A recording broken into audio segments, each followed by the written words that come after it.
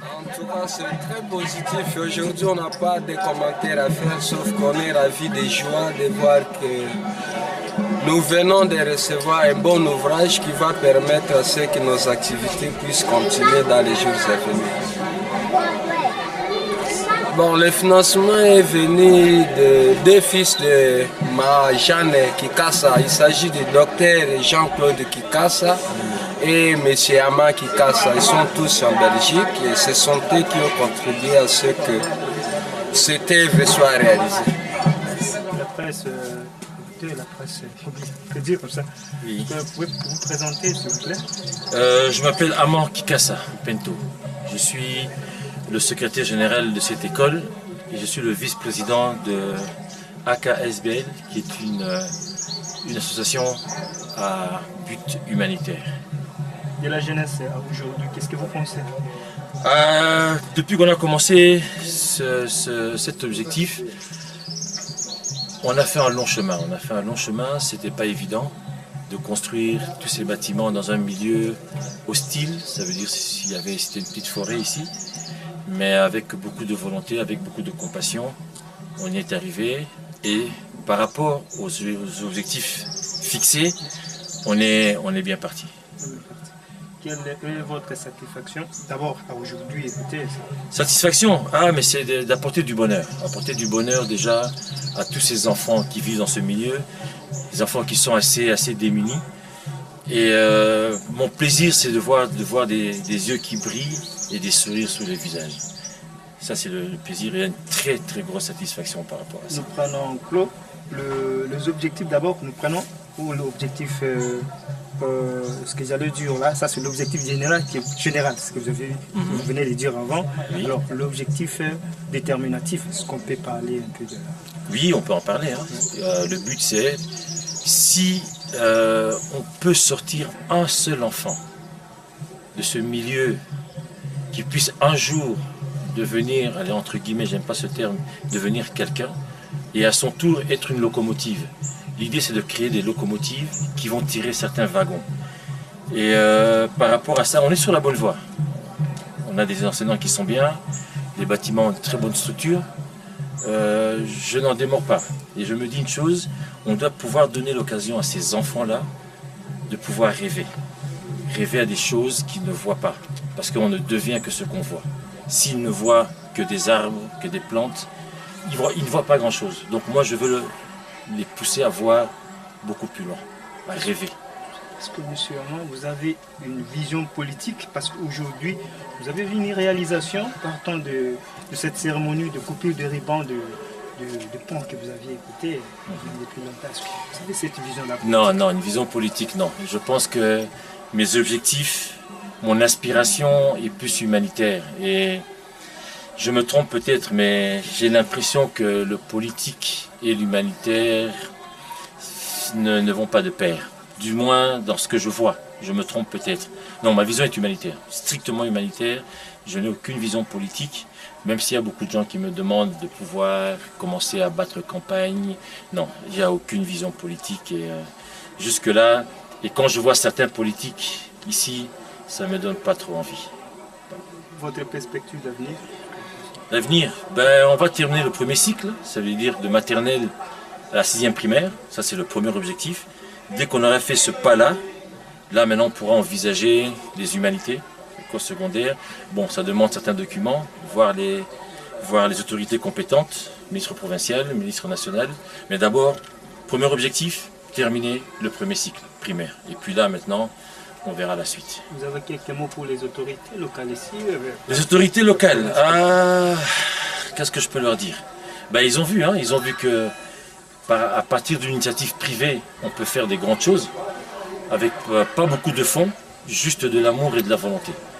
Et je pense que eux qui ont des fonds et qui sont là pour le peuple, parce qu'ils ne sont pas là pour eux, ils sont là pour le peuple, je pense qu'ils devraient regarder en bas, voir les besoins de notre population, voir ce que l'ABC, parce que l'instruction, l'alphabétisation, c'est une clé passe-partout, ça ouvre toutes les serrures. Et les autorités compétentes, je m'adresse à vous. Vous êtes là, Vous n'êtes pas là que pour mettre des costumes, non. Vous n'êtes pas là pour qu'on vous applaudisse tout le temps, non. Pour rouler avec des grosses voitures, non. Vous êtes là pour la population. Si nous on le fait, des privés, et on se débat pour notre population, vous avez l'obligation, parce que vous êtes nos employés. Un ministre est un employé du peuple. Un gouverneur est un employé du peuple. Vous êtes là pour la population. Et s'il vous plaît, de grâce, n'oubliez pas cette population. S'il vous plaît. Voilà ce que je peux vous dire. Ça va. Voilà. Je vous remercie. Merci beaucoup.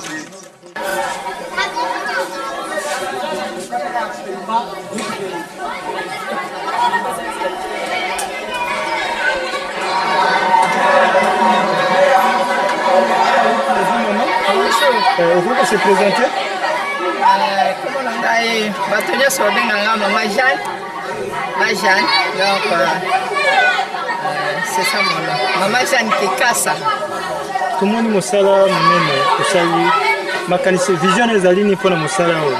Vision ezali ni pona ngo tomoni mosala mais vision de tozana posa population yeba vision ezali na ngo pona mosala munene. Vision nanga ezali d'abord pour me présenter Nathalie coopérateur ya Mère Teresa de Calcutta. Nani na biso charisme na biso ezali kozala kokende beaucoup plus là où il y a bato oyo bazangi babola c'est trop dur mais les démunis. Alors maman tomoni lelo bourgmestre ayaki kokata ruban mpona cérémonie ya pont. Maman otongi mpo oza na mposa osala okota na kati ya mosala ya kosalela mokili neti kosalela bato neti politike makanisi ezali kuna na politike mama? Ata mokete soki nakende kokutana na bourgmestre parce que nazali na commune ya Chopo ya une autorité oyo aza kokamba nani commune yango wana nakendeki nakokaki mpe kosala kaka eleka ndenge wana me nakendeki kuna yango wana nasengaki bourgmestre soki akoki koya kokata riba mpo ke bato babanda koleka. Esengo na yo ezali nini komona mosala ozali kosala yo moko esengo ezali nini? Donc esengo na ngai ezali parce que nazali kosala oyo Nzambe alobi olinga bato osala na bolingo mpona bato nyonso. Soki moto azangi bolingo azali na esika te parce nyonso ya moke soki ozali na yango sunga moninga. makanisi na mpona mbala oyo mikolo ezali koya makanisi na mpona avenir ya mosala ozali kosala makanisi na ozali nini oza na makanisi nini mosusu oyo avenir makanisi nini mosusu mpona kosala? Mpona avenir makanisi na ngai d'abord nayaki awa kotonga ekole na quartier oyo bino moko je crois bomoni ndenge quartier ezali vraiment très démuni mais nalobi te bana oyo il faut bayeba kotanga na kokoma. Na biso toza na objectif na biso kosala kaka beaucoup plus école primaire na koyekolisa mosala na ba jeune fille oyo bayebi kosala mosala te. Okosenga nini mpona bakonzi ya mboka? Kosenga na yo ezali nini mpona bakonzi ya mboka? Oyebi ke nayebi te eloko nini na koloba il faut ozala na chapeau po okende komona na mokonzi. Mais ngai naza na moto moko te bana na ngai kaka bato basungaka ngai na bato ya bonne volonté mais naza nakoki kokende soki okei olobi mokolo moko osengi omoni oui ça va on va faire mais basali te biso bamosusu tomesani te ya koloba kaka wana ezaka mwa mpasi yango wana nayokaka mpe soni mama lokola ngai naza 74 naza kona mokete nakendaka kokoma wana obeti porte ler balobi ote bon loba ne aya alobi on se décourage puis on laisse tosali oyo tokoki kosala. Merci. Ça va, merci beaucoup. Okay. Je vous remercie.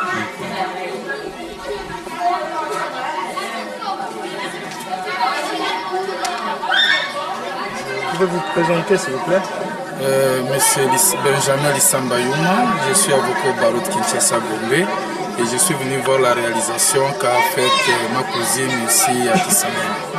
Votre satisfaction par rapport à tout ce que vous avez dit ici? Non, je suis vraiment ébloui et je vois que c'est un signe d'amour de penser à toute cette population qui peut rester comme ça sans enseignement, et c'est l'avenir de notre pays qui en pâtit. Voilà pourquoi je la félicite et je trouve cette réalisation vraiment grandiose. Notre pays ne peut se développer que par des initiatives privées. Si nous attendons tous de l'État, ce serait un peu difficile qu'on songe à l'arrière-pays. Et cette réalisation me rend vraiment perplexe. Je suis terriblement satisfait de ce qui se fait parce que je me dis que c'est un signe d'amour et d'humilité de penser à cette population, loin de Kinshasa, loin des tumultes de la capitale et de tout ce que nous voyons ailleurs. Est-ce que vous allez demander aux gens de bonne volonté qui peuvent avoir la volonté comme ça pour moi ici? Oui, naturellement, même moi-même, je suis aussi poussé par cette action à contribuer. Parce qu'à partir d'une seule personne, nous pourrions faire de cette entité une entité vraiment éducative, de sorte que les enfants d'ici sortent un jour comme les dirigeants de demain de ces pays. Merci à vous aussi. Bonjour monsieur. Vous êtes? Oui, je suis enseignant au complexe scolaire. Alors, enseignant au complexe scolaire Mercredi de Calcutta. Aujourd'hui, nous sommes là pas pour la proclamation, je pense, mais pour la cérémonie de coupure de ruban pour un pont dirigé sur la 6e avenue.